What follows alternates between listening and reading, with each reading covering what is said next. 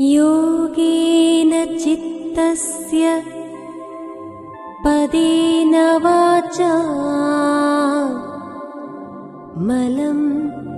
शरीरस्य च वैद्यकेन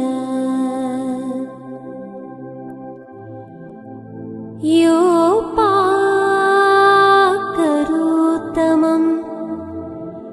प्रवरं मुनीना पतञ्जलि प्राञ्जलि राणत